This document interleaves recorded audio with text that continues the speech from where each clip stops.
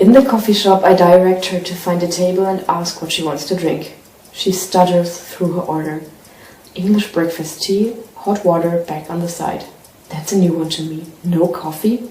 I'm not keen on coffee. Okay, back out tea. Sugar? No thanks, she says, staring down at her fingers. I'm not keen on coffee, just like I'm not keen on having an email address. Anything to eat? No, thank you. She shakes her head and tosses her hair over her shoulder, highlighting glints of auburn. Hey, handsome, what can I get you? Ew. The older woman asked with a twinkle in her eye. Ew. It's just a pretty face, sweetheart. Ew. I'll have a coffee with steamed milk, English breakfast tea, tea bag on the side, and a blueberry muffin. You visiting Portland? Yes. The weekend? Yes. The weather sure has picked up today. Oh my god, I don't care. Give me my fucking coffee.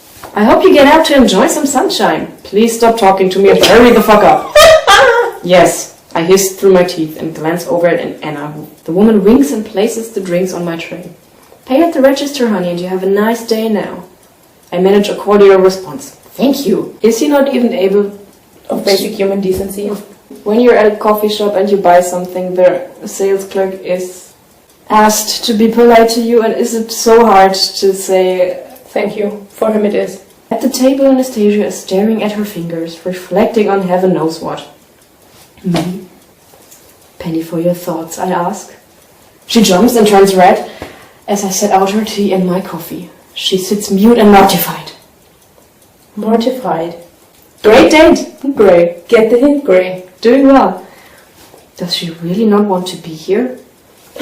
It's the first time he has actually entertained the possibility of her not wanting to be there. A little late, I think. Yeah. Your thoughts, I ask again, and she fidgets with the tea bag. This is my favorite tea, she says. And I revise my mental note that it's Twining's English breakfast tea she likes. I watch her dunk the tea bag in the teapot. It's an elaborate and messy spectacle. She's put it... Oh! How can it be a messy spectacle to put a tea bag into water? I'm not sure. Apparently with her it can. She fishes it out almost immediately and places the used tea bag on her saucer. So just water with it. Water with a hint of tea taste.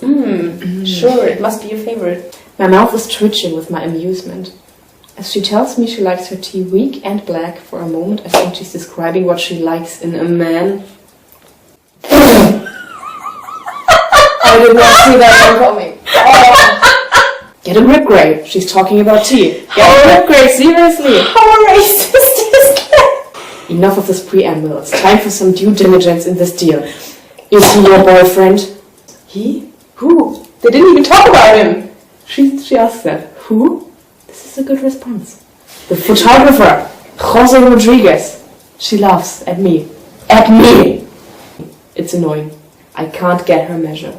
Does she like me or not? She tells me he's just a friend. He's more like family, she says. Yeah, of course she is. Okay, so the lust is one-sided, and for a moment I wonder if she realizes how lovely she is. She eyes the blueberry muffin as I peel back the paper, and for a moment I imagine her on her knees before me as I feed her, a morsel at a time. This is a coffee date from hell. I can't. Do you want some, I ask? She shakes her head. No, thanks. We forgot to mention that Anna stands for anorexia, guys. Her voice is hesitant and she stares once more at her hands. Why is she so jittery?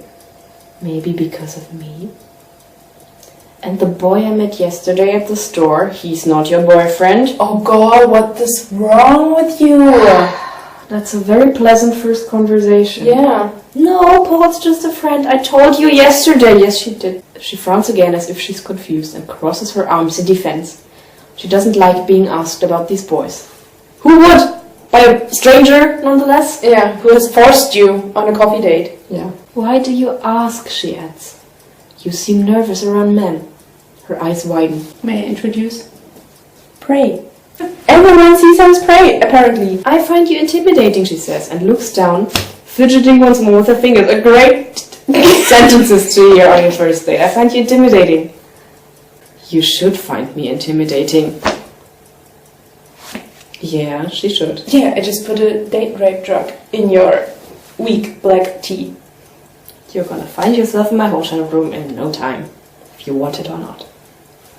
There aren't many people brave enough to tell me that I intimidate them. Does she like me? Or is she tolerating this meeting to keep Kavanaugh's interview on track? Which is it? You're a mystery, Miss Steele.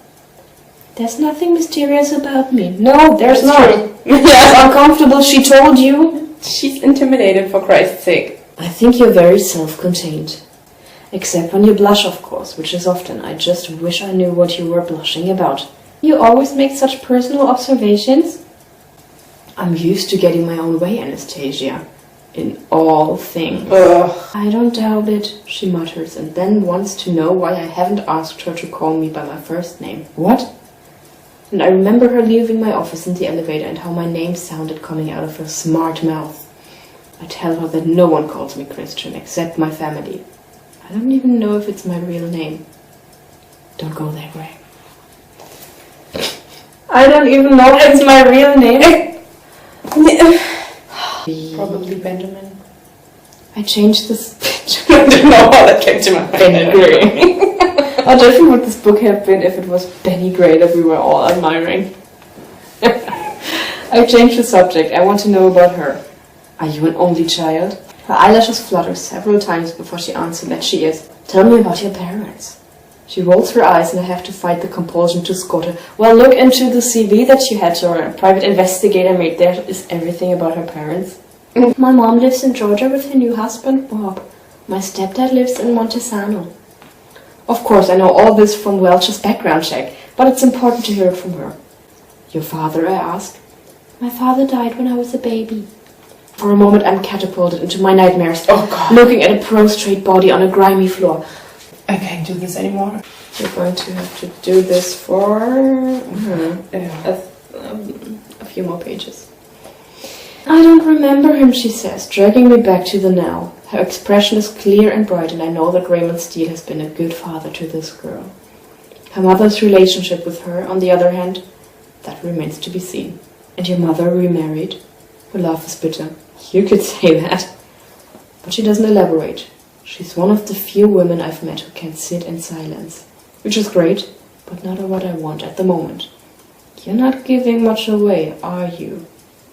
Neither are you, she parries.